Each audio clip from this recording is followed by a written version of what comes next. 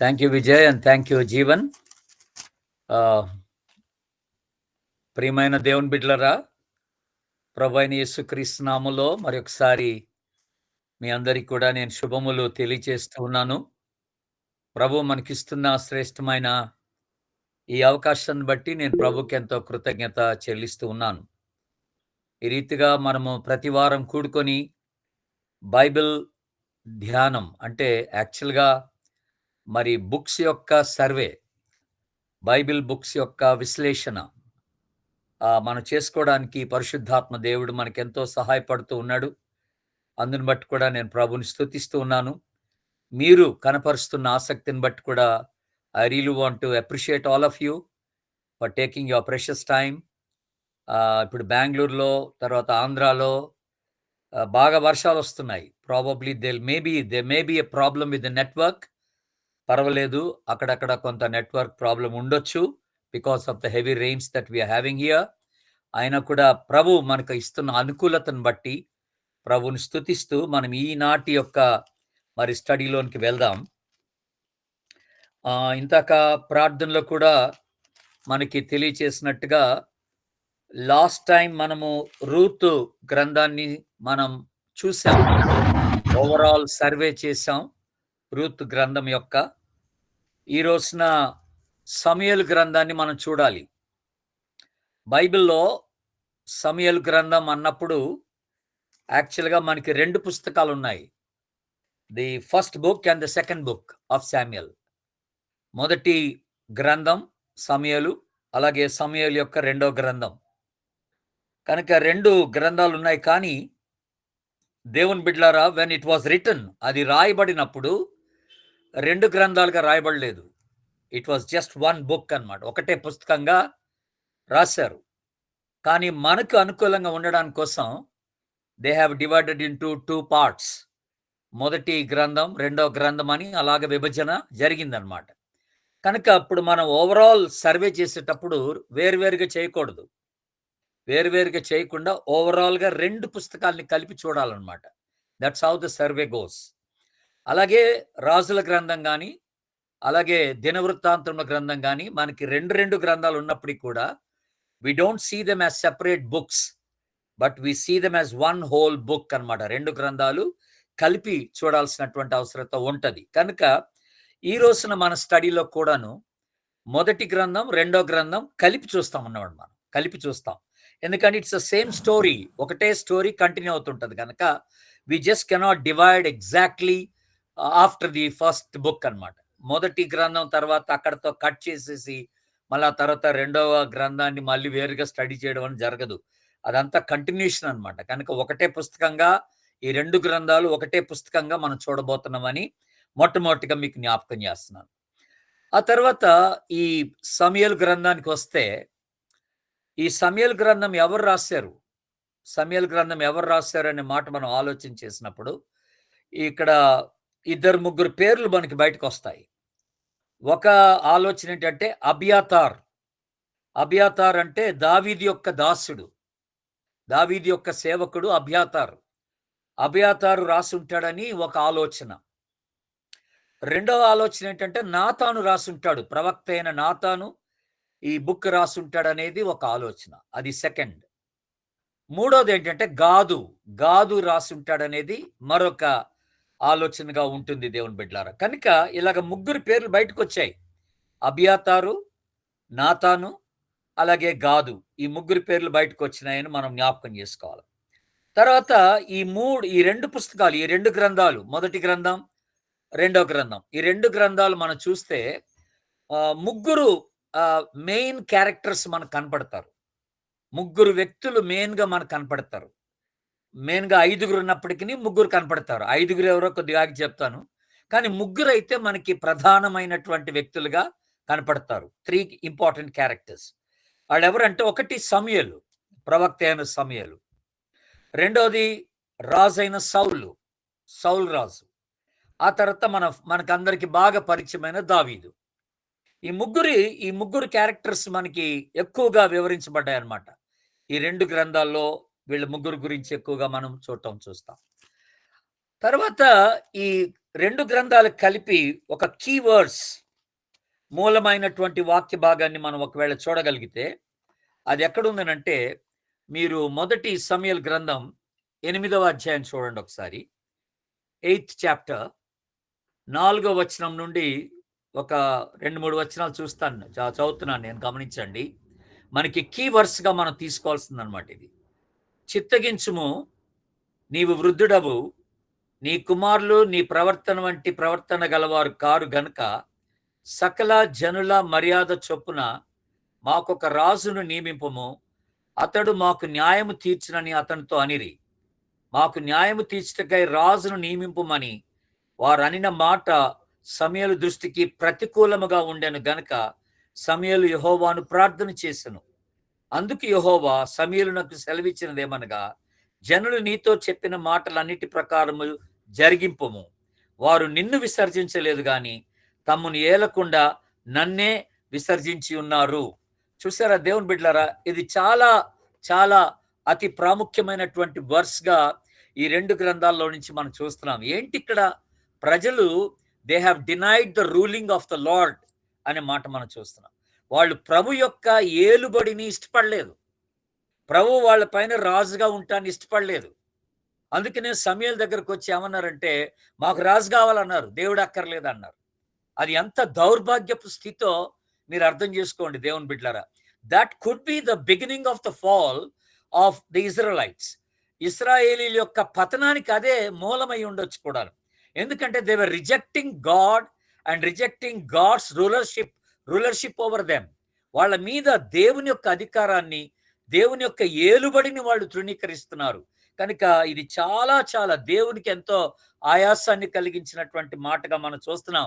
అందుకనే ప్రభు సమూయేలుతో మాట్లాడుతూ, they have not rejected you, they have rejected me అని అన్నాడు.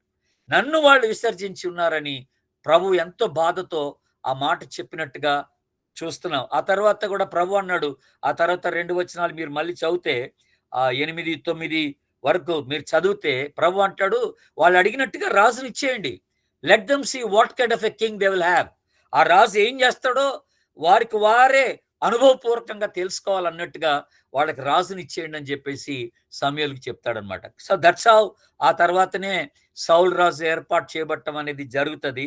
కనుక అది మనకు ఒక ప్రాముఖ్యమైనటువంటి వచనం, కీ వర్స్ గా మనం చూడాల్సినటువంటి వచనం అది. ఇంకొక కీ వర్స్ ఉంది. మరొక మూల వాక్య భాగం ఏంటంటే 12వ అధ్యాయం 12th చాప్టర్ 12వ అధ్యాయం 24వ వచనాన్ని చూడండి. అక్కడ 24వ వచనం 24th వర్స్. ఆయన మీ కొరకు ఎన్ని గొప్ప కార్యములు చేసెనో అవి మీరు తలంచుకొని మీరు యెహోవా యందు భయభక్తులు కలిగి నిష్కపటులై పూర్ణ హృదయముతో ఆయనను సేవించుట అవశ్యము. చూసారా, కనుక ప్రభు చేసిన కార్యాలు మరవకుండా అవి మీరు జ్ఞాపకం పెట్టుకొని పూర్ణ హృదయంతో ఆయన యందు భయభక్తులు కలిగి ఆయన్ని సేవించాలి అన్న మాట, ఇది కూడా ఒక మూల వాక్యంగా మనం తీసుకోవాల్సినటువంటి వాక్య భాగం అన్నమాట. ఈ 2 గ్రంథాలకి కలిపి చూస్తున్నాం కనుక ఈ 2 గ్రంథాలకి ఈ 2 వచనాలే మనకి చాలా ఇంపార్టెంట్ కీ వర్సెస్ గా ఉంటున్నాయని మీకు జ్ఞాపకం చేస్తున్నాను. ఆ తర్వాత అసలు మూల అంశం ఏంటి ఇక్కడ? ఈ 2 పుస్తకాల్లో, ఈ 2 గ్రంథాల్లో, సమూయేలు గ్రంథంలో మూల అంశం ఏంటి అసలు? మూల అంశం ఏంటంటే, ఒకటి అభిషేకం, రెండోది ఆధ్యాత్మిక బాధ్యతలు అని చూస్తున్నాం. అంటే ఇక్కడ ఇంగ్లీష్లో ఏమంటారంటే దాన్ని అనాయింటింగ్ అండ్ స్పిరిచువల్ ఆఫీసెస్ అని అంటాం. ఆఫీసెస్ అంటే హోదాలు లేకపోతే బాధ్యతలు. ఒక వ్యక్తి తీసుకునేటువంటి హోదా, ఒక వ్యక్తి తీసుకునే బాధ్యత అని చెప్పొచ్చు అనమాట. ఆఫీస్ అంటాం దాన్ని. కనుక ఇక్కడ అభిషేకం ప్లస్ బాధ్యత, ఆధ్యాత్మిక బాధ్యత అనే మాట మనం జ్ఞాపకం చేసుకుంటాం. అంటే అర్థం ఏంటంటే ఇక్కడ ఈ ఈ 2 గ్రంథాల్లో మనం చూసేది ఏంటంటే ప్రవక్త, యాజకుడు, అలాగే రాజు, ఈ ముగ్గురు చూస్తాం అన్నమాట. మనం మూడు ఆఫీసెస్ అంటున్నాం మనం. ఈ 3 హోదాలు, ఈ 3 బాధ్యతలు వివరించబడగా అవి అవి ఎలాగా ఆ బాధ్యతలు వాళ్ళు నిర్వర్తిస్తున్నారో వాటి యొక్క వివరణ చక్కగా ఈ పుస్తకాల్లో మనకి చెప్పబడటం అనేది మనం చూస్తూ ఉంటాం. కనుక ప్రాఫెట్, ప్రీస్ట్ అండ్ కింగ్ అనే మాట, ఈ 3 చక్కగా అభిషేకించబడినటువంటి వ్యక్తుల మాట. కనుక ఆ దినాల్లో ఎవరిని అభిషేకించారంటే ఈ ముగ్గురునే. ప్రవక్తల్ని అభిషేకించారు, తర్వాత యాజకుల్ని అభిషేకించారు, ఆ తర్వాత రాజుల్ని అభిషేకించారన్నమాట. So that's how the anointing goes off. కనుక అలాగా ఆ ముగ్గురు వ్యక్తులు అనేది కూడా మనం చూస్తాం. ఇంకొక మీరు దీనికి యాడింగ్ ఒక థీమ్ మాటగా పెట్టుకోదలిస్తే, మూల అంశంగా మీరు పెట్టుకోదలిస్తే అదేంటంటే దేవుని యొక్క మార్గం యొక్క ఎంపిక అనేది కూడా చేసుకోవచ్చు. దేవుని మార్గం యొక్క ఎంపిక, చూసింగ్ గాడ్స్ వే అనే మాట, చూసింగ్ గాడ్స్ వే అనేటువంటి మాట కూడా మనం జ్ఞాపకం చేసుకుంటున్నాం. ఇప్పుడు ఈ 2 గ్రంథాలు, మొదటి గ్రంథం సమూయేలు గ్రంథం, అలాగే రెండవ గ్రంథం, హౌ దే వర్ డివైడెడ్, ఎలాగ విభజింపబడ్డాయంటే నేను చాలా క్లుప్తంగా ఒక 4 విషయాలు చెప్తాను డివిజన్ ఎలా జరిగిందని. మొదటి గ్రంథం మొదటి 7 అధ్యాయాలు, ఫస్ట్ 7 చాప్టర్స్, అక్కడ హన్నా అండ్ శామ్యూయల్ వాళ్ళిద్దరి గురించిన ప్రస్తావన మనం చూస్తాం. హన్నా అండ్ శామ్యూయల్ మొదటి 7 అధ్యాయాలు. ఆ తర్వాత 8వ అధ్యాయం నుండి 31వ అధ్యాయం వరకు, ఇది మొదటి సమూయేలు గ్రంథమే, 8వ అధ్యాయం నుండి 31వ అధ్యాయం వరకు మనం చూసేది ఏంటంటే అక్కడ ది డౌన్ఫాల్ ఆఫ్ సాల్, సౌలు యొక్క పతనం, and the rise of David, దావీదు ఎలాగా లేచి వచ్చాడో రాజుగా అది కూడా చూస్తాం. సౌలు యొక్క పతనం, దావీదు యొక్క ఆయన యొక్క ప్రవేశం అనేది కూడా మనం చూస్తాం. దావీదు యొక్క ప్రవేశం కూడా అక్కడ మనం చూస్తాం. ఆ తర్వాత సెకండ్ బుక్లోకి వస్తున్నాం, రెండవ గ్రంథం మొదటి 20 వచనాలు, రెండవ గ్రంథం మొదటి 20 వచనాలు మనం చూస్తే అక్కడ దావీదుతో దేవుడు చేసిన నిబంధన, దావీదుతో దేవుడు చేసిన నిబంధన అనేది ఒకటి. ఆ తర్వాత దావీదు యొక్క ఓటమి, హౌ డిడ్ డేవిడ్ ఫెయిల్ అనేది కూడా మనం చూస్తాం. దావీదు ఎలా ఓడిపోయాడో ఆ విషయాన్ని కూడా మనకి జ్ఞాపకం చేయబడుతుంది అక్కడ. కనుక 2 విషయాలు, ఒకటి God's covenant for David and also David's failure, దావీదు యొక్క దేవుని యొక్క నిబంధన దావీదు పట్ల, అలాగే దావీదు యొక్క ఓటమి, అది కూడా మనం చూస్తాం. ఇక ఆ తదుపరి the rest of the chapters, last chapters, రెండవ గ్రంథం 21 నుంచి 24 వరకు ఉన్నటువంటి ఆ అధ్యాయాలు మనం చూసేది ఏంటంటే we see the hope of a greater David అంటాం. అనంటే మరింత గొప్పవాడైన దావీదు కొరకైనటువంటి ఒక నిరీక్షణ, దావీదు గురించినటువంటి ఒక నిరీక్షణ మనం చూస్తున్నాం. మరింత గొప్పవాడైనటువంటి దావీదుకై నిరీక్షణ అనేది ఒకటి మనం చూస్తాం. సో ఈ రీతిగా బేసిక్గా మొదటి గ్రంథం 2 భాగాలు, అలాగే రెండవ గ్రంథం 2 భాగాలు మేజర్గా మనం డివైడ్ చేసుకోవడానికి, అలాగే డివైడ్ చేసుకొని మనం చదువుకోవడానికి వీలుకరంగా ఉంటుంది దేవుని బిడ్డలారా. ఆ తర్వాత ఇంట్రెస్టింగ్ థింగ్ ఏంటంటే ఈ బుక్ ప్రారంభంలోనే, అంటే ప్రారంభం అంటే మరి మొదటి అధ్యాయం కాదులే కానీ రెండవ అధ్యాయంలో we see the song of Hannah. Hannah అక్కడ ఒక పాట, హన్నా ఒక పాడిన పాట మనం చూస్తాం. రెండవ అధ్యాయం మొదటి గ్రంథం 2వ అధ్యాయం 4వ వచనం నుండి 10వ వచనం వరకు కూడా హన్నా ఒక పాట పాడుతుంది అనమాట, దేవుణ్ణి స్తుతిస్తూ. అక్కడ పాట చూస్తాం. వెరీ ఇంట్రెస్టింగ్ గా the book starts with a song and the book ends with a song. అలాగే రెండవ గ్రంథం 22వ అధ్యాయం ఆల్మోస్ట్ చివరి అధ్యాయంకి వెళ్ళిపోయే లోపల అక్కడ దావీదు ఒక పాట పాడతాడు. దావీదు కూడా ఒక పద్యం రాస్తాడు మంచిగా. ఆ పద్యం రాసి ఆయన కూడా అక్కడ దేవుణ్ణి స్తుతించినట్టుగా మనం చూస్తాం. రెండవ గ్రంథం 22వ అధ్యాయం మొత్తం, అలాగే 23వ అధ్యాయం దాదాపుగా మొదటి 4-7 వచనాల వరకు కూడా ఆ దావీదు రాసినటువంటి పోయట్రీ, ఆ యొక్క పద్య రూపాన్ని మనం అక్కడ చక్కగా చూడగలం దేవుని బిడ్డలారా. కనుక ఇది ఒక 2 విశేషమైన విషయాలు about the songs that are there in this book. ఈ పుస్తకంలో ఉన్నటువంటి ఆ పాటలు కూడా మనం చూడగలం అనమాట అక్కడ.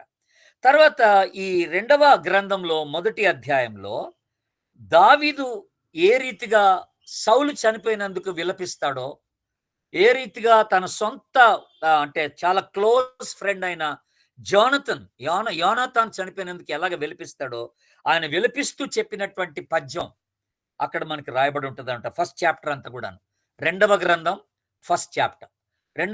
ఫస్ట్ చాప్టర్లో మనం చూసేది ఏంటంటే దావీదు ఒక పోయట్రీ, ఒక పోయం రాస్తాడనమాట, ఒక పద్యం. దేని గురించి? ఎప్పుడు అనంటే సౌలు చనిపోయిన తర్వాత, అలాగే యోనాతాన్ కూడా చనిపోయిన తర్వాత. సౌలు యొక్క మరణం మనకు అక్కడే చూస్తాం. ఫస్ట్ చాప్టర్లో మొదటి వచనంలో, ఇది 2వ గ్రంథం మొదటి అధ్యాయం మొదటి వచనంలో సౌలు యొక్క మరణం. అలాగే 2వ గ్రంథం మొదటి అధ్యాయం 4వ వచనంలో యోనాతాను యొక్క మరణం కూడా చూస్తాం మనం. కనుక ఈ మరణాలు చూసినటువంటి వాడు చాలా దుఃఖంతో ఆయన ఒక పద్యం రాసినట్టుగా మనం చూస్తాం అనమాట. So that's another speciality about this book అన్నమాట, మనం ఆలోచన చేస్తున్నప్పుడు. తర్వాత ఇజ్రాయెల్ చరిత్రలో, ఈ 2 పుస్తకాల్లో ఇజ్రాయెల్ చరిత్రలో ఒక ఐదుగురు వ్యక్తుల్ని మెన్షన్ చేశారు ఈ పుస్తకంలో. వెరీ ఇంపార్టెంట్ వ్యక్తులుగా వాళ్ళు పరిగణింపబడ్డారు. 5 వ్యక్తులు. ఎవరు 5 వ్యక్తులు అంటే, మొట్టమొదటిగా సమూయేలు ఒక వ్యక్తి మనం చూస్తాం. ఎవరు ఈ సమూయేలు అనంటే, ద లాస్ట్ జడ్జ్, చివరి న్యాయాధిపతిగా వచ్చిన వాడు అనమాట సమూయేలు. అది మీరు గుర్తుపెట్టుకోవాలి. తర్వాత సౌలు ఎవరంటే ద ఫస్ట్ కింగ్, మొదటి రాజు, ఇస్రాయెల్కి మొదటి రాజు. ఇతను కూడా 2వ క్యారెక్టర్. ఇక 3వ క్యారెక్టర్ ఎవరంటే దావీదు, దేవుని హృదయానుసారుడైన వ్యక్తి అని మనం చూస్తున్నాం. దావీదు గొర్రెల కాపరి నుండి ఒక శక్తివంతమైన రాజుగా ఎలాగ దేవుడు తనని ఏర్పాటు చేసుకున్నాడో, ఆ దావీదుని గురించినటువంటి చాలా చాప్టర్స్ మనం ఈ 2 అధ్యాయాల్లో చూడగలం. అలాగే 4వ వ్యక్తి ఎవరంటే ప్రవక్త అయిన నాతాను. ఎందుకు నాతాను అంటున్నాం అంటే, ఇక్కడ ద వెరీ బోల్డ్ ప్రాఫిట్ అన్నమాట, ధైర్యవంతుడైనటువంటి ప్రవక్త. ఒక రాజుగారి దగ్గరికి వెళ్ళి తాను చేసిన తప్పును గురించి డైరెక్ట్గా చెప్పడం అంటే అది మాటలు కాదు. సో బోల్డ్ ప్రవక్త, రాజుని కన్ఫ్రంట్ చేసి ఆ దావీదుని ఎదుర్కొన్నటువంటి ప్రవక్తగా మనం చూస్తాం నాతాన్ని. ఆ తర్వాత ఇంకొక విచారకరమైన క్యారెక్టర్ ఎవరంటే అబ్షాలోం ఎవరంటే దావీదు యొక్క కుమారుడే. ఏ రీతిగా దావీదుకి తిరుగుబాటు చేసి అతడు నిలబడ్డాడో ఆ విషయాన్ని కూడా మనం చూడొచ్చు దేవుని బిడ్డలారా. కనుక ఈ 5 వ్యక్తులు ఇంపార్టెంట్ వ్యక్తులుగా ఈ 2 గ్రంథాల్లో మనం చూస్తాం. సమూయేలు, సౌలు, దావీదు, నాతాను, ఆ తర్వాత అబ్షాలోం. 5 వ్యక్తుల్ని మనం ఇంపార్టెంట్ వ్యక్తులుగా చూస్తున్నాం ఇక్కడ.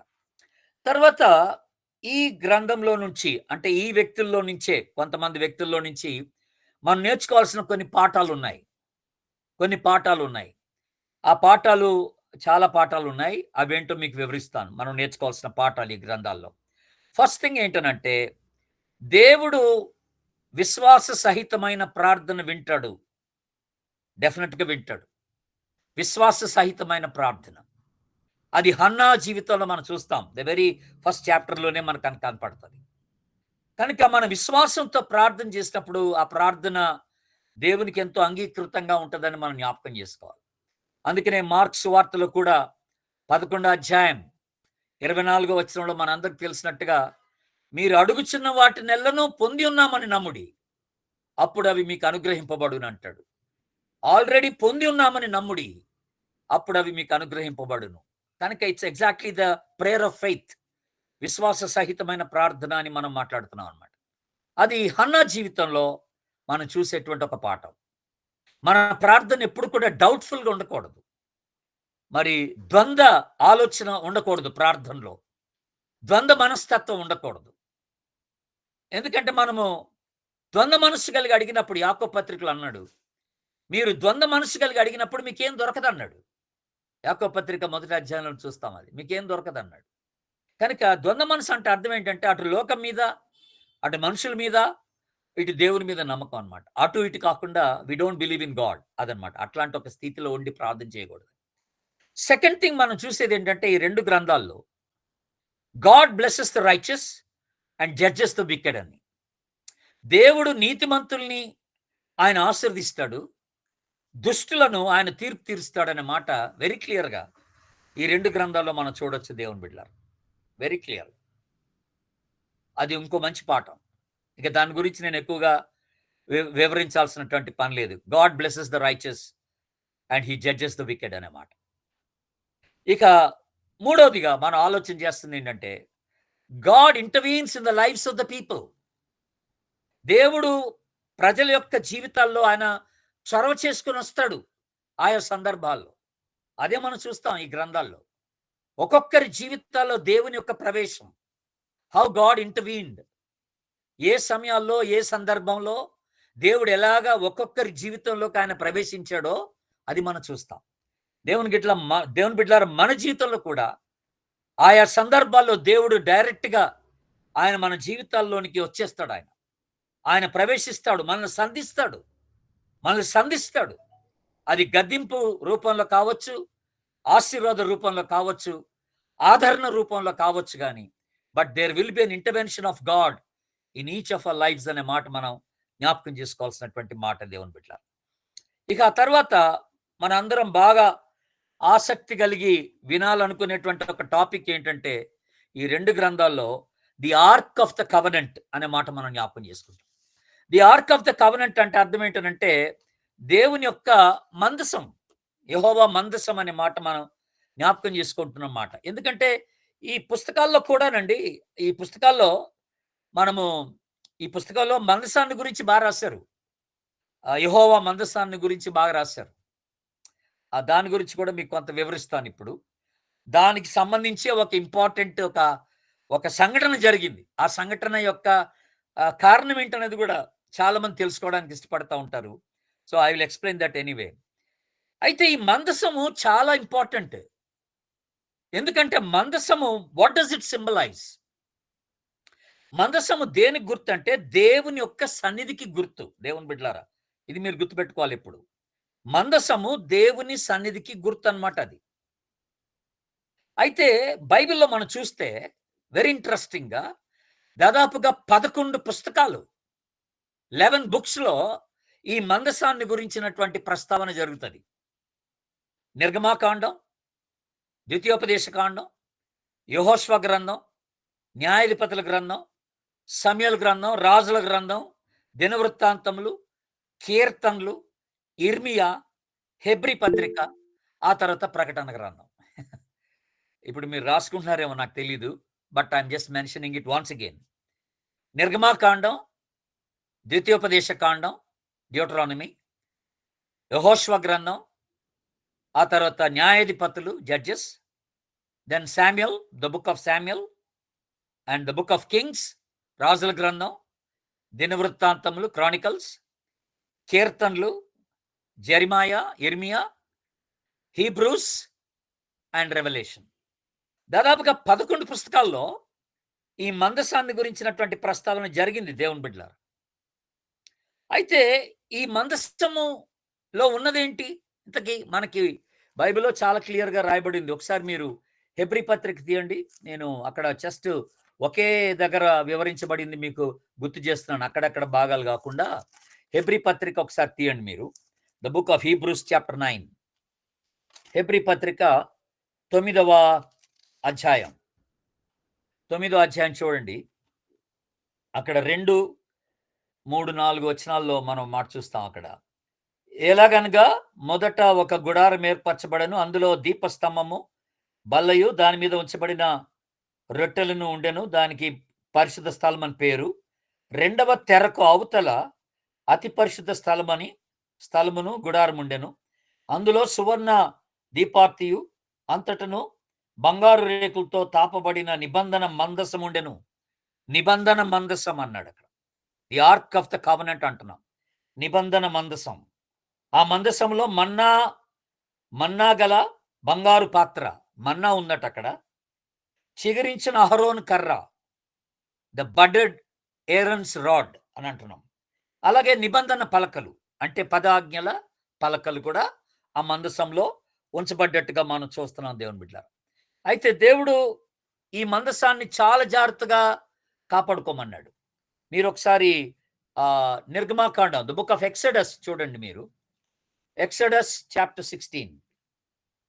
ఎక్సోడస్ చాప్టర్ 16 అక్కడ మంచి మాట మనకి జ్ఞాపకం చేయబడుతున్న మాట. 34వ వచనం. ఎక్సోడస్ చాప్టర్ 16 మనకి 34వ వచనంలో ఒక ఇన్స్ట్రక్షన్ ఇవ్వబడింది అక్కడ. ఇశ్రాయేల్ అందరూ కూడా చక్కని ఇన్స్ట్రక్షన్ ఇవ్వబడింది. యెహోవా మోషేకు ఆజ్ఞాపించినట్టు ఉంచబడిటకు సాక్ష్యపు మందసం ఎదుట అహరోను దాన్ని పెట్టెను. సాక్ష్యపు మందసం ఎదుట దాన్ని పెట్టెను. It was preserved in the tabernacle. అంటే ఆ ప్రత్యక్షపు గుడారములో దీన్ని భద్రపరిచారనమాట. ఎందుకంటే దీంట్లో మన్నా ఉంది. అహరోను చిగురించిన కర్ర ఒకటుంది. అలాగే పదాజ్ఞల పలకలు దాంట్లో ఉంచబడ్డాయి. కనుక it's a very very important థింగ్‌గా దేవుడు జ్ఞాపకం చేశాడు. అలాగే ఇది ఒక 10 మైళ్ళ దూరం నుండి తీసుకొనొచ్చారు యెరూషలేంకి. 10 మైళ్ళు. ఒక బండి మీద, ఎద్దుల బండి మీద దీన్ని తీసుకొనొచ్చినట్టుగా మనం చూస్తాం దేవుని బిడ్డలారా. కనుక మనందరికి తెలిసిన స్టోరీ, అంటే మనకి దాని గురించిన డౌట్స్ ఉన్న స్టోరీ ఏంటంటే, 2వ సమూయేలు గ్రంథం 2 శామ్యూయల్‌లో 6వ అధ్యాయంలో మనకి మొదటి 7 వచనాల్లో దీని గురించిన విషయాలని రాయబడ్డాయి. ఇది తీసుకొని రాబడుతున్నప్పుడు, ఆ బండి మీద తీసుకొనొచ్చేటప్పుడు మందసాన్ని అదట్ట కొంచెం ఒలికిందట బండి. ఆ ఎద్దుల బండి కొంచెం షేక్ అయిందనమాట. షేక్ అయినప్పుడు ఈ మందసం పడేటట్టుగా అనిపించింది. అప్పుడు అక్కడ ఉజ్జా అన్నటువంటి ఒక అతను చేయబెట్టి ఆపేస్తాడు దాన్ని. ఆపేస్తే దేవుడు ఆ వ్యక్తిని అక్కడికక్కడే చంపేస్తాడు. ఆ వ్యక్తి చనిపోతాడు. మీరు మొదటి దినవృత్తాంతముల గ్రంథం చూడండి, 13వ అధ్యాయం. First Chronicles 13th chapter. 13th chapter మీరు even up to first 14 verses మీరు చూడొచ్చు, కానీ ఇప్పుడు మనకు అంత టైం లేదు చూడటానికి. కనుక 10వ వచనం మాత్రం చదువుతున్నాను. 13th చాప్టర్ 10వ వచనం. First Chronicles 13th chapter. మొదటి దినవృత్తాంతములు 13వ అధ్యాయం 10వ వచనం. యెహోవా కోపము, అంటే 9వ వచనం ఏమనుంది? ఆ ఎడ్లకు వారు కీదోను కళ్ళమునొద్దకు వచ్చినప్పుడు ఎడ్లకు కాలు జారినందున మందసమును పట్టుకొనవలెనని ఉజ్జా చేయి చాపగా యెహోవా కోపం అతని మీద రగులుకొనెను. అతడు తన చెయ్యి మందసమునొద్దకు చాపగా ఆయన అతని మొత్తెను గనక అతడు అక్కడనే దేవుని సన్నిధిని చనిపోయెను అని చూస్తున్నాం. అంటే ఇక్కడ ఎందుకు ఇంత భయంకరమైన ఒక శిక్ష ఇక్కడ ఉజ్జాకి ఇవ్వబడింది అని అంటే, యాక్చువల్‌గా ఈ మందసమును ఎవరు పడితే వాళ్ళు పట్టుకోవడానికి లేదండి. ఈవెన్ లేవీలు కూడా పట్టుకోవడానికి లేదు అక్కడ. ఆ మందసాన్ని లేవీలు కూడా పట్టుకోవడానికి లేదు. మీరు ఒకసారి దయచేసి సంఖ్యాకాండం తీయండి మీరు. ద బుక్ ఆఫ్ నంబర్స్, సంఖ్యాకాండం 4వ అధ్యాయం. సంఖ్యాకాండం 4వ అధ్యాయం 15వ వచనం చూడండి ఒకసారి. సంఖ్యాకాండం 4వ అధ్యాయం 15వ వచనం చదువుతున్నాను, మీరు గమనించండి. 4వ అధ్యాయం 15వ వచనం.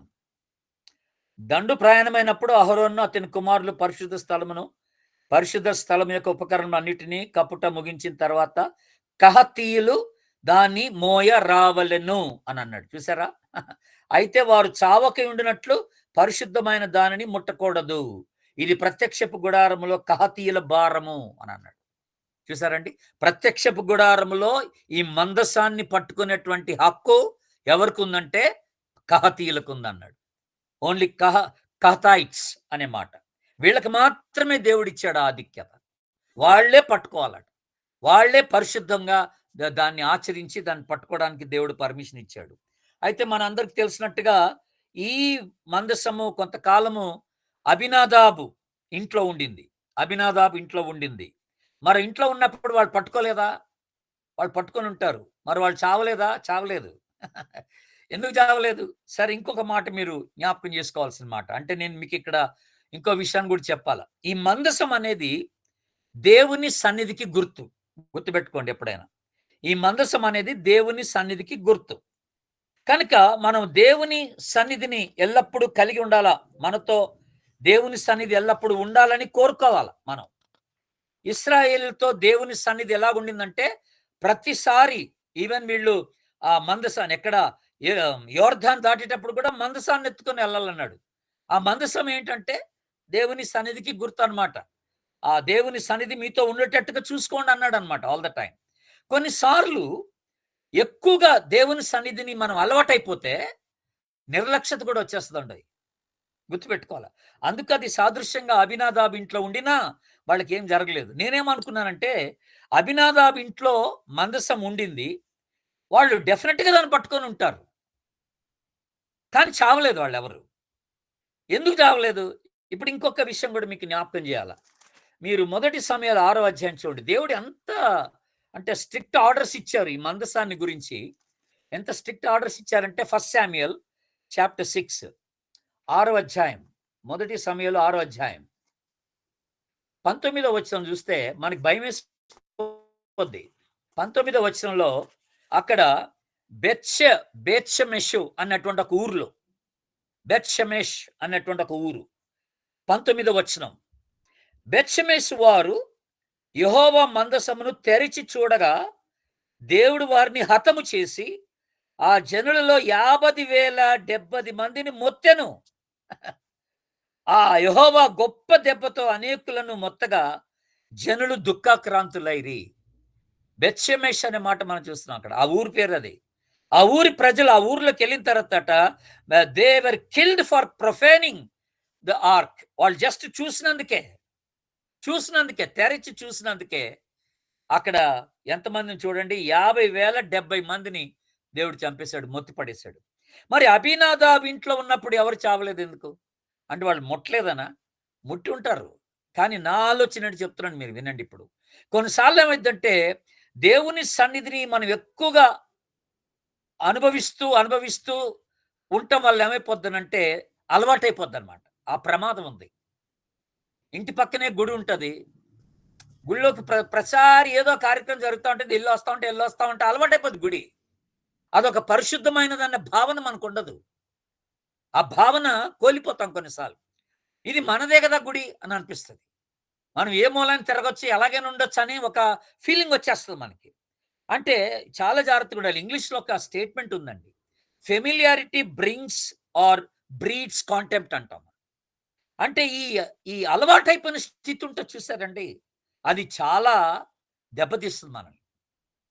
అది నిర్లక్ష్యత కలగజేస్తుంది మనకి.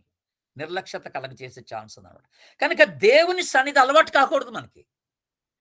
భయపడాల. దేవుని సన్నిధికి భయపడాలి మనం. ఎప్పుడైనా భయపడాలి. కనుక ఈ 2 పాఠాలు దేవుడు నేర్పించాడక్కడ. వీళ్ళకి నేర్పించాడు. అటు బేత్షెమెస్‌లో ఉన్నటువంటి ప్రజలు తెరిచి చూచినందుకే ఆళ్ళు మరి 50,070 మందిని చంపేసాడు. అలాగే ఇక్కడ ఉజ్జా చెయ్యి చాపినందుకే అతన్ని అక్కడికక్కడ మొత్తి పడేసాడు. దేవుని బిడ్డలారా, మనకి పాఠం నేర్పడానికి ఇక్కడ అబీనాదాబ్ ఇంట్లో ఉంది గాని వాళ్ళెవరు చావలేదక్కడ. అంటే ప్రాబబ్లీ దాన్ని పట్టుకొని ఉంటారు. వాళ్ళు తెరిచి చూడకపోయినా అటు ఇటు తిరిగేటప్పుడు, వాళ్ళ సామాను సర్దుకునేటప్పుడు దీన్ని కాస్త పక్కన జరగడం అలా చేసుంటారు గూడా. అంటే ఇట్స్ ఫెమిలియారిటీ. మన ఇంట్లోనే ఉంది గదా, అలవాటయిపోయింది గదా అన్నటువంటి ఒక ఆలోచన ఉంటదన్నమాట. అక్కడ గూడా మనకి పాఠం నేర్పడానికి దేవుడు దాన్ని అలాగ అనుమతించి ఉంటాడని నేను నమ్ముతున్నాను దేవుని బిడ్డలారా. కనుక ఇంకొక విషయం ఏంటంటే ఇక్కడ ఉజ్జా అనుకున్నాడు, నేను దేవునికి సహాయం చేయాలనుకున్నాడు. ఆయన పడిపోతున్నాడు కాబోలని. అంటే మందసము దేవుని సన్నిధి గుర్తన్నాను కదా! దేవునికే గుర్తది. అయ్యో! ఆయన తొట్టిల్లిపోతున్నాడు, పడిపోతున్నాడు, ఆయనకేదో సహాయం చేయాలి. ఇక్కడ మనం ప్రభుకి ఏం సహాయం చేయలేం. ఎవరేం చేయలేమండి. ప్రభుకి ఎవరేం సహాయం చేయలేం. మీరొట్టిగా యోబు గ్రంథం 11 అధ్యాయం 7వ వచనం రాసుకోండి. యోబు గ్రంథం 11:7. కీర్తన 145:3. అలాగే యెషయా 40:28. యెషయా 40:28. ఈ 3 వచనాలు రాసుకోండి. మళ్ళీ చెప్తాను. యోబు 11 అధ్యాయం 7వ వచనం. కీర్తన 145 3వ వచనం. అట్లాగే యెషయా 40 అధ్యాయం 28వ వచనం. అది కూడా రాసి పెట్టుకోండి అక్కడ. 40 అధ్యాయం 28వ వచనం. ఈ వచనాలు ఏంటంటే God does not need hour help. దేవునికి మన సహాయం అక్కర్లేదు అని చెప్పడం అనమాట ఆ వచనాలన్నీ. కనుక ఏదో మన ప్రభుకి ఏదో చేసేద్దాం అనుకోబాకండి. నేను ఆయనకి ఏదో సేవ చేస్తున్నాను, ఆయనకి ఏదో సహాయం చేస్తున్నాను అని అనుకోబాకండి. నువ్వు లేకపోయినా, నేను లేకపోయినా ప్రభు తన సేవ తాను చేయించుకోగలడు, తన పని తాను జరిగించుకోగలడు. ఆ మందసాన్ని పడకుండా ఆపగలడు కూడాను. అక్కడ ఉజ్జా చేయి చాపకపోయినా ఆపగలడని మనం జ్ఞాపకం చేసుకుంటున్నాం దేవుని బిడ్డలారా. కనుక ఇక్కడ కొన్ని పాఠాలు జస్ట్ మనకి గుర్తు చేసుకోవడానికి జస్ట్ కొన్ని పాఠాలు మీకు అక్కడ జ్ఞాపకం చేస్తూ వస్తున్నాను. తర్వాత ఇంకొక వెరీ ఇంపార్టెంట్ థింగ్ ఇక్కడ ఒక మాట చెప్పి నేను ముందుకెళ్తాను. అదేంటంటే ఈ నిబంధన మందసము దేవుని సన్నిధి గుర్తన్నాను నేను కదా. దేవుని సన్నిధి గుర్తన్నాను. కనుక మోషే అడిగాడు, నీ సన్నిధి మాతో రావాలి ఇప్పటికే అని. అది చాలా ఇంపార్టెంట్ మాట. ఎందుకు? ఎందుకు మన దేవుని సన్నిధి మనతో ఉండాలండి? ఒక మంచి మాట జ్ఞాపకం చేస్తా. మీరు నిర్గమాకాండం 33 అధ్యాయం తీయండి. ఒక మంచి మాట మీకు జ్ఞాపకం చేస్తాను. మోషే అన్న మాట ఇంకొంచెం ఎక్స్టెండెడ్ మాట మీకు జ్ఞాపకం చేస్తాను. మనకు తెలిసిన మాట ఒకటి ఉంది, మనకు తెలియని మాట ఒకటి ఉంది. అది మీకు జ్ఞాపకం చేస్తాను. ఎక్సోడస్ చాప్టర్ 33, నిర్గమాకాండం 33, 15, 16. మోషే నీ సన్నిధి రాని ఎడల ఇక్కడ నుండి మమ్మల్ని తోడుకొని పోకన్నాడు. ఇది మనందరికి తెలుసు, ఇది మనందరికి తెలిసిందే. కానీ ఆ తర్వాత కంటిన్యూషన్ చూడండి. ఇప్పుడు నా ఎడలను నీ ప్రజల ఎడలను నీకు కటాక్షము కలిగినదని దేని వలన తెలియబడును? నీవు మాతో వచ్చుట వలననే కదా. అట్లు మేము అనగా నేనును నీ ప్రజలను భూమి మీద సమస్త ప్రజల్లో నుండి ప్రత్యేకించబడుదుము అని చెప్పాను. ఎంత బ్యూటిఫుల్ స్టేట్మెంట్ అది. దేవుని సన్నిధి మనతో ఉండటం వల్ల జరిగేది ఏంటో చెప్తున్నాడు మోషే. మా చుట్టూన్న ప్రజలు నీ కటాక్షము మా మీద ఉందని తెలుసుకుంటారు అన్నాడు. రెండో చక్కని మాట ఇక్కడ ఉపయోగించాడు. అదేంటనంటే, మేము భూమి మీద సమస్త ప్రజల్లో నుండి నీ చేత ప్రత్యేకించబడిన వారమని దేని వలన తెలుసుద్దనంటే నువ్వు మాతో ఉండుట వలన అని అన్నాడు. నువ్వు మాతో ఉండుట వలన తెలుసుద్ది అన్నాడు. కనుక మందసం అనేది, దేవుని సన్నిధి అనేది వెరీ వెరీ ఇంపార్టెంట్ విషయంగా మనం తీసుకుంటున్నాం దేవుని బిడ్డలారా. కనుక ఇంకొక పాఠం, abiding presence of God is vital అని అనుకోండి. దాని తర్వాత ఇంకొక ఇంపార్టెంట్ పాఠం ఇక్కడ మనం నేర్చుకోవాల్సిన పాఠం ఏంటంటే, దేవుని సన్నిధి పట్ల సరైన స్పందన ఉండాల. A right response towards, a right attitude towards the presence of God. దేవుని సన్నిధి పట్ల సరైన వైఖరి, సరైన స్పందన కూడా చాలా అవసరం దేవుని బిడ్డలారా. అది కూడా దేవుడు ఇక్కడ మనకి జ్ఞాపకం చేస్తున్నటువంటి మాట. కొన్నిసార్లు దేవుని బిడ్డలు దేవుని కార్యాలని వాళ్ళ చేతిలో తీసుకోకూడదు. అది కూడా ఒక పాఠమే. వాళ్ళ చేతిలో matter should not be taken in our hands. God should deal the matter. దేవుడే ఆ కార్యం మన జీవితంలో జరిగించాల. దేవుని కార్యాన్ని మనమే ఏదో చేసేసుకుందాం అనుకోకూడదు, మనమే సాధించేసుకుందాం అని అనుకోకూడదు. Let's not take the matters of God in to our hands. దేవుని విషయాలు మనము డీల్ చేయడానికి ప్రయత్నం చేయొద్దండి. మన సొంత చేతిలో తీసుకోకూడదు. That's very dangerous. That's very dangerous. తర్వాత చివరిగా ఇంకొక మంచి మాట మనం నేర్చుకోవాల్సిన పాఠం ఏంటంటే, పాపమునకు భయంకరమైనటువంటి పరిణామాలు ఉంటాయి. The sin has a serious consequence అనే మాట మనం జ్ఞాపకం చేసుకోండి. భయంకరమైన పరిణామాలు ఉంటాయి. ఏలీ కుమారులు అవిధేయత చూపించినందుకు చనిపోయారు. వాళ్ళు విచ్చలవిడిగా ప్రవర్తించారు, చెడ్డగా ప్రవర్తించారు. మందిరంలోనే, దేవాలయంలోనే ఏలీ కుమారులు వాళ్ళు చనిపోయారు. సమూయేలు కుమారులు వారు అవిధేయత చూపించినప్పుడు దేవుడు వాళ్ళు పక్కన పెట్టేశాడు.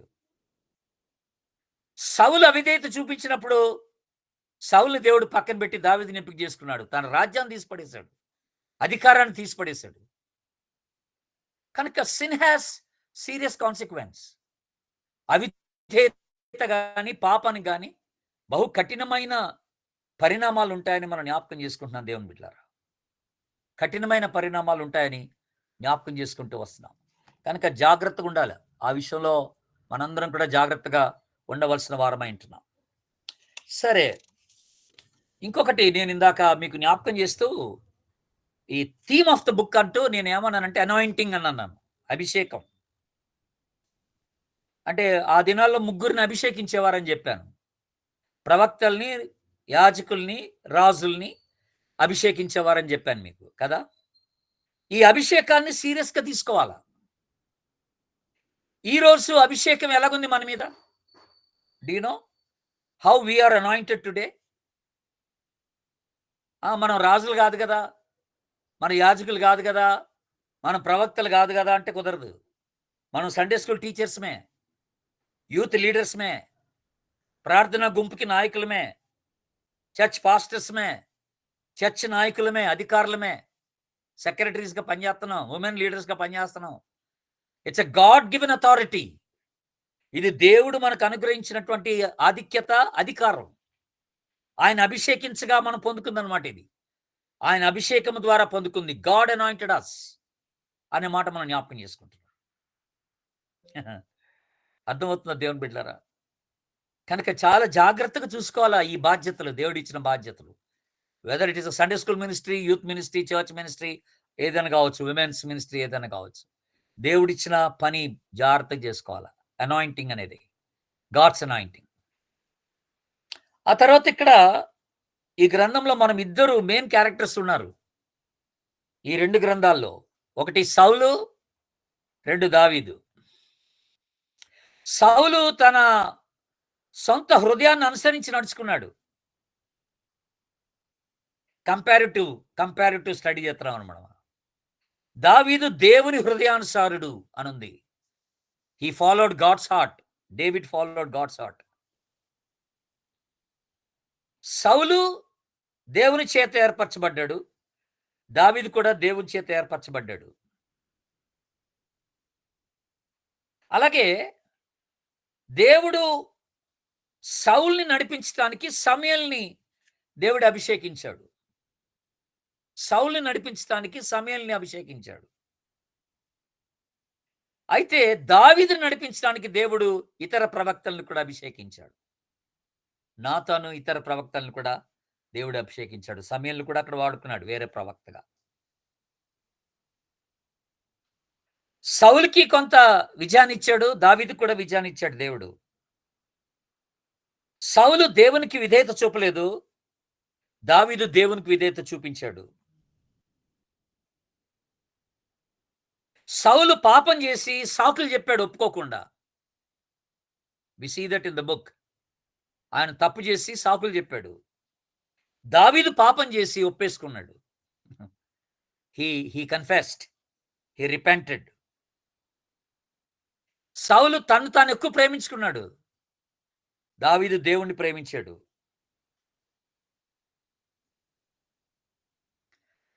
మన నమ్మకత్వం, మన విధేయత చిరకాల ప్రభావాన్ని కలిగిస్తుంది.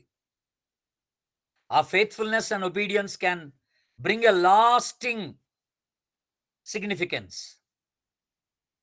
అది మనం చూస్తున్నాం. ఒక 2 మాటలు, చక్కని మాటలు మీకు జ్ఞాపకం చేస్తాను. 89వ అధ్యాయం, 89వ కీర్తన తీయండి. కీర్తన 89, 89, సామ్ 89, 30వ వచనం.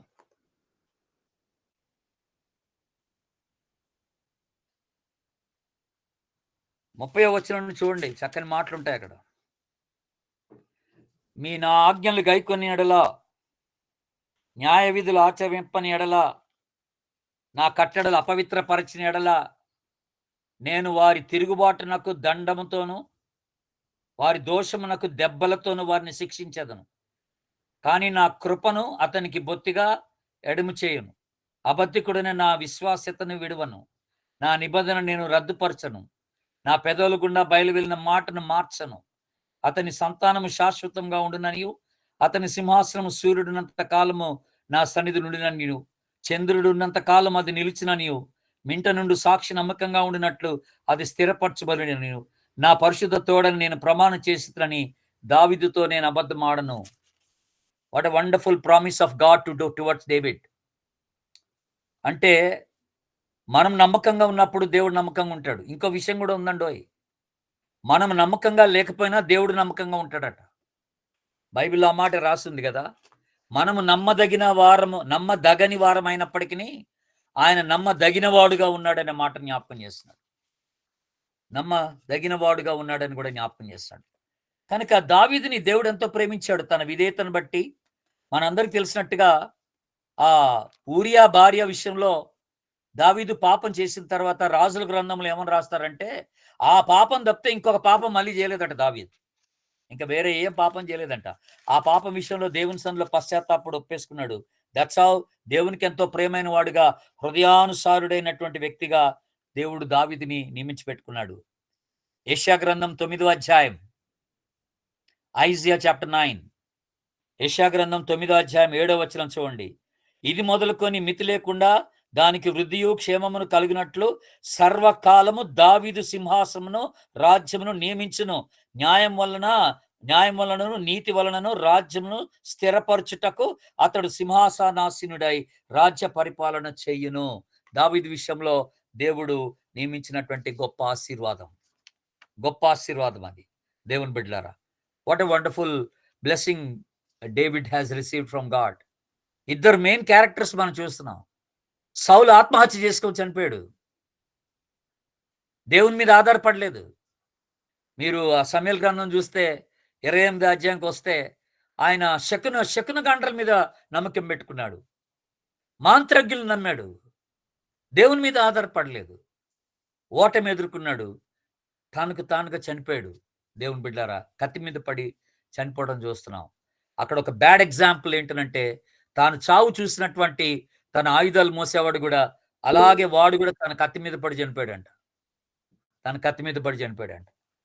అంటే కొన్నిసార్లు మనం చాలా జాగ్రత్తగా ఉండాలండోయ్. కొన్నిసార్లు మన మీద ఒక గొప్ప నమ్మకం పెట్టుకొని మనల్ని మాదిరిగా పెట్టుకొని ఉండేవాళ్ళు ఉంటారు. వాళ్ళ ఎదుట మన విశ్వాసం ఎలాగుంది, మనం ఎలాగ స్థిరంగా నిలబడుతున్నాం పరిస్థితుల మధ్య. వాళ్ళు మనల్ని పోలి నడుచుకుంటారు. మనం ఏం చేస్తాడు అదే చేస్తారు. సో సౌలు యొక్క ఆయుధాలు మోసేవాడు, the armour bearer, he did the same thing as Saul did. సౌలు ఎలా కత్తి మీద పడి చచ్చిపోయాడు, వాడు అలాగే కత్తి మీద పడి చచ్చిపోయాడు. నేను అనుకున్న నాయకుడు ఓడిపోయాడు, నేను ఎక్కడ అనుకున్నాడు అనమాట. It's a very bad example he placed. కనుక ఈ 2 పుస్తకాల్లో మనం చూసేటువంటి 2 క్యారెక్టర్స్, మెయిన్ క్యారెక్టర్స్ ఇవే, సౌలు, దావీదు. వీటిలో అనేకమైన పాఠాలు మనం నేర్చుకోవడానికి ఉన్నాయని కూడా నేను మీకు జ్ఞాపకం చేస్తాను. దేవుని బిడ్డలారా, గమనించండి. కనుక దిస్ ఇస్ హౌ మనకి కొంత ఓవరాల్ పిక్చర్, ఈ 2 పుస్తకాల నుంచి ఓవరాల్ పిక్చర్ నేను మీకు ఇవ్వగలుగుతున్నాను. అయితే మీకు ఒక అనౌన్స్మెంట్ చేయాలి మనం ప్రార్థన చేయడానికంటే ముందుగా. మనకి స్టడీ అయిపోయింది. మనం డిసెంబర్ నెలలోకి ఎంటర్ అయ్యాం కనుక నెక్స్ట్ వీక్ నుండి చాలా చర్చెస్లో అనేకమైన క్రిస్మస్ ప్రోగ్రామ్స్ అన్నీ స్టార్ట్ అవుతూ ఉంటాయి. కొంత డిస్టర్బెన్స్ ఉంటుంది మనకి. కొంతమంది రాలేని పరిస్థితి కూడా ఉంటుంది. వాళ్ళ చర్చెస్లో కొన్ని ప్రోగ్రామ్స్ ఉండడం వల్ల రాలేని పరిస్థితి కూడా ఉంటుంది. ఎందుకంటే ఇప్పుడు మనకి ఇక్కడ బైబిల్ స్టడీస్లో పాల్గొంటున్న వాళ్ళు వైజాగ్ నుండి ఉన్నారు, హైదరాబాద్ నుంచి ఉన్నారు, తర్వాత రాజమండ్రి దగ్గర నుండి ఉన్నారు, వేరే ప్రాంతాలు విజయవాడ నుంచి ఉన్నారు, మరి ఇంకా వేరే కంట్రీస్ నుంచి కూడా మనకి జాయిన్ అవుతున్నారు. కనుక ఆయా ప్రాంతాల నుంచి వచ్చేవాళ్ళు ఉన్నారు. కనుక మనము ఈ క్రిస్మస్ సీజన్ని పురస్కరించుకొని మీ అందరికి ఒక అనౌన్స్మెంట్ చేస్తున్నాను. ఏంటంటే నెక్స్ట్ వీక్ నుండి డిసెంబర్ వరకు, అంటే డిసెంబర్ 31 వరకు మనకి ఇంకా ఈ బైబిల్ స్టడీ ఉండదన్నమాట. కొంతసేపు ఆపుతున్నాం. We will just pause it. మళ్ళీ January 1 మండే నుండి స్టార్ట్ చేస్తాం. ఇది కంటిన్యూ చేస్తాం. మళ్ళీ January 1 మండే నుండి కంటిన్యూ చేయడం జరుగుతుంది. కనుక అది గుర్తుపెట్టుకోండి. ఎందుకంటే మిగతా వాళ్ళకి అభ్యంతరకరంగా ఉండకుండా, ఎందుకంటే నెక్స్ట్ వీక్ నుండి మళ్ళీ క్రిస్మస్ సీజన్లోకి ఎంటర్ అవుతున్నాం కనుక. తర్వాత ఇంకొక చక్కని మాట కూడా, మనకి ఈ రోజున ప్రోగ్రామ్ని నడిపిస్తున్నటువంటి తమ్ముడు జీవన్ ప్రకాష్ నిన్న నాకు విశాఖపట్నం ఎయిర్పోర్ట్లో కలిసి తనే నన్ను గుర్తుపట్టి పలకరించి మాట్లాడుతున్నప్పుడు మేమిద్దరం కాసేపు మాట్లాడుకున్నాం ఎయిర్పోర్ట్లో. అప్పుడు ఒక చిన్న సలహా ఇచ్చాడు తమ్ముడు. ఆ సలహా ఏంటంటే, ఇప్పుడు మనం ఓల్డ్ టెస్ట్మెంట్లో ఉన్న బుక్స్ అన్ని కూడా విశ్లేషణ సర్వే చేస్తున్నాం కదా, ఎట్లాగో 66 పుస్తకాలు చేయాలి కదా. కనుక తమ్ముడిచ్చిన సలహా ఏంటంటే, అన్న ఒక వారం ఓల్డ్ టెస్ట్మెంట్ బుక్, ఒక వారం న్యూ టెస్ట్మెంట్ బుక్ ఒకటి తీసుకుంటే బాగుంటుంది కదా అన్నారు. అది కూడా నాకు మంచిగా అనిపించింది. ఒక వారం ఓల్డ్ టెస్ట్మెంట్ బుక్, ఒక వారం న్యూ టెస్ట్మెంట్ బుక్ సైమల్టేనియస్గా, మరి పాత నిబంధన క్రొత్త నిబంధన మనం స్టడీ చేసినట్టుగా ఉంటుంది, బోర్ కొట్టకుండా. కనుక అట్లా కూడా బాగుంటుందని నేను అనుకున్నాను. కనుక ఆ సజెషన్ నాకు బాగా నచ్చింది, తమ్ముడు ఇచ్చిన సజెషన్. కనుక జనవరి నుండి కూడా మనం ఇదే ఫాలో అవుతాం. అలాగే ఒక వారం న్యూ టెస్ట్మెంట్, ఒక వారం ఓల్డ్ టెస్ట్మెంట్, అలాగా ఆ బుక్స్ అన్ని మనం స్టడీ చేయడానికి ట్రై చేస్తాం. దాని కొరకు కూడా మీరు ప్రార్థన చేయండి. ప్రార్థన పూర్వకంగా మీరు రండి. ఒక నోట్స్ దగ్గర పెట్టుకోండి. నోట్స్ తీసుకొని రండి. అలాగే ఇక్కడ తమ్ముడు కిషోర్ అని ఒక బ్రదర్ ఉన్నారు ఇక్కడ మన గ్రూప్‌లో. తాను కూడా నేను చేసే బైబిల్ స్టడీస్ అన్ని కూడా చక్కగా అన్ని రాసి పెడుతున్నాడు చక్కగా. అవి కూడా మళ్ళీ పీడీఎఫ్ చేసేసి మీకు అందజేయబడటం కూడా జరుగుతా ఉంది దేవుని బిడ్డలారా. కనుక ఇవన్నీ ఎంతో ఉపయోగకరంగా ఉంటున్నాయని నేను భావిస్తున్నాను. God bless you all. Thank you so much. ఇంతటితో ఈరోజు స్టడీ అయిపోయింది. ఎవరికన్నా ఏదైనా చెప్పాలనిపిస్తే చెప్పండి.